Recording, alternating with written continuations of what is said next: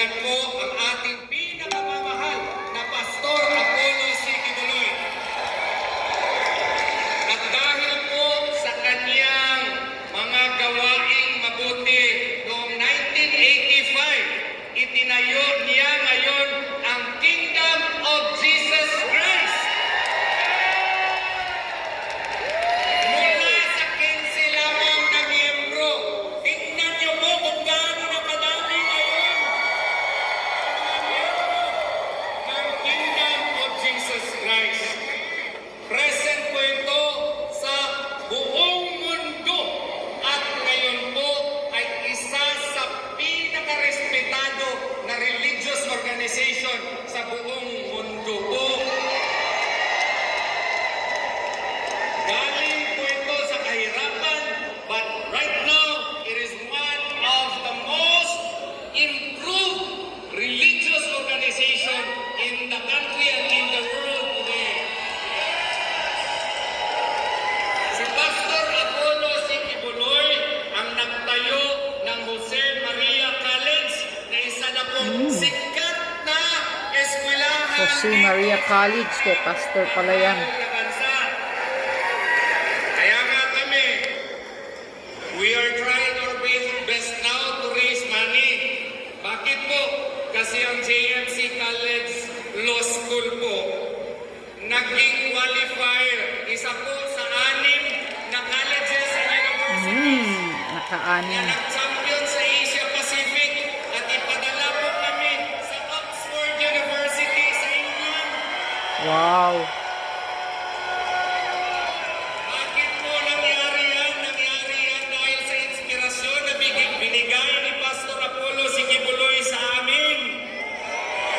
Ang problema lamang namin, kasi lahat Pinip-freeze yung pera ngayon ni Pastor. assets po ng mga korporasyon ni Pastor at saka pati na lang po sa akin ay freeze po, sinara po. Pati kay attorney, sinama, Reason ngayon. Pero praise an account. alam namin na Gago kaya talaga namin tong yan gobyernong sa ito. panalangin namin. Walang hiya talaga tong gobyernong bangag na to. Siya po ang nagtayo ng napakasikat na ngayon na SMNI. Yes, SMNI News. Ang SMNI lamang ang nagtulong ni Presidente Rodrigo Duterte noong nakaraang eleksyon at saka At ngayon kay Marcos, tumulong ang SMNI. natin ngayon na nakalimutan na ata niya ang tulong ng ating mahal na pastor. Correct. Nagkaroon ata ng amnesia ang ating presidente Oo. ngayon sa tulong ni Pastor Apollo. Nagka-amnesia talaga si Bangag. Nakalimutan niya ang tulong ni Pastor noon. Pastor Apollo C. Kibuloy ang Suara Sub. Tinayo niya ang Keepers Club International. Tinayo niya ang Children's Foundation. At iba-iba pang organisasyon na nandito sa Pilipinas at mag-iba sa ibang bansa. Yan po si Pastor Apollo Wow. C. Kibuloy.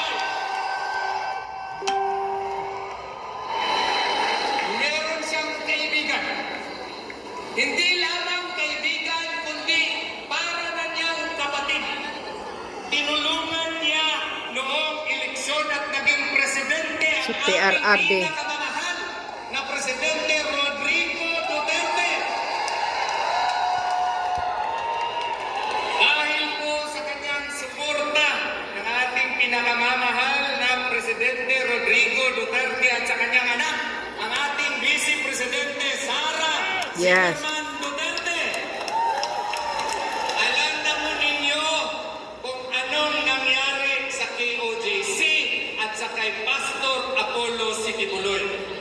Ginawa siyang poster boy ng political harassment of the present administration. Binuhay ang patay na kaso. Yeah. At ngayon siya po ay nakakulong at nagkasakit pa, pero sa awa ni Allah subhanahu wa ta'ala, ngayon po ay recovering na si Pastor. Grabing pagpayat nga ni Pastor ngayon sa kulungan Grabe talaga, walang kasalanan. Pero may sakit pa rin siya dahil po ginawa siyang example ng administrasyon na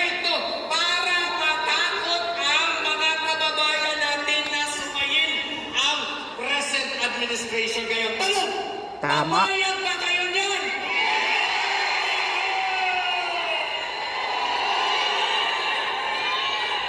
Kaya nga, from the bottom of our hearts, kailangan natin bigyan ng nakakapinging suporta si Pastor Apollo. Yes. Yes. Let's vote for Pastor Quiboloy, number 53 sa baluta. Magkaisa po tayo. Dahil si Pastor ay isang maayos na tao. Tingnan nyo lang ang KOGC. Kung paano niya nagawa yan hanggang sa buong mundo. Suporta sa kanya has become more compelling in the light of the developments, political developments in our country today. Why? Because of the ongoing impeachment complaint that has been filed against our beloved Vice President Sara Duterte. It has become incumbent upon us to give a definite support not only to Pastor Apollo Quiboloy, pero lahat na ng mga iniindorsong kandidato ng ating mahal na Presidente, Sir Rodrigo Duterte. Pwede ba yan? Kaya nga, lahat ng nakadikit sa Duterte, pinag-initan. Si Quiboloy, pero suportahan din natin si Senator J.V. Hinlo. Suportahan din natin si Kuya Ipe Salvador. Pwede ba yan? Salvador. Suportahan din natin ang Philip magiting Salvador. matalino na abogado si Atty. Raul Lambino. Suportahan din natin ang ating pinakamamahal na matapang na general. Sino yan? Si Senator Bato de la Rosa. Suportahan din natin ang gwapo, matalinong abogado. Sino yan? Si Senator Jimmy Bundok. Number 10, Suportahan din Bundok. natin ang mga kandidato pang iba. Kundi, sino yun? Yung ating Mr. Malasakit, Senator Bongo. Wow, number 28 sa baluta si Bongo. Suportahan din natin yung mahal ni Presidente Duterte. Sino yun? Ang suportado po ng mga katutubo natin, si Senator Kapuyan. At suportahan din natin yung mga party list na nandito po at nagsalita ngayong hapon at ngayong gabi. Pwede ba yun? Bakit po kailangan natin silang suportahan? Suportahan natin sila because just in case yung impeachment complaint po ay ipapatuloy sa next na Senado, Yes. kailangan natin ang kanilang suporta para hindi Matuloy. yung required 2/3 vote ng Senado. Kaya Right. kailangan tayo, vote straight tayo ngayong election. Vote straight, PDP laban. Attorney, bakit namin suportahan si Pastor? Ano ba mga panukala niya na isusuporta niya para sa ating mga taong bayan? Isasabi po ni Pastor yan, pero ito po ang mga importante. Yan ang Una, programa ni Pastor na gusto niyang ihal. magtatagal siya ng batas ang tawag Comprehensive Social Protection Bill. Meron ng batas ngayon, Republican 11310 or Social Pension and Indigent Senior Citizen Social Act. pension. Batas na ito, ang objective po nito is to rationalize ayuda system. Yung ayuda ngayon kasi, wala pang klarong batas yan. Kaya Correct. kung sinong bibigyan ng mga ayuda, yung mga lakas sa kapitan, Oo. lakas ng congressman, Yung mga lakas dikit ng nga sa kaldero eh. Ang makatanggap lang ng ayuda ni Tambaluslos. na ngayon as a political tool of the present administration, not only to influence voters, but to coerce voters to support their candidates. Di ba tama po? Kailangan po dito sa panukalang batas ni Pastor, i-rationalize ito. Kailangan ang parameters dito na nakasaad na sa batas kung sino ba talagang ang poorest of the poor. Kasi itong mga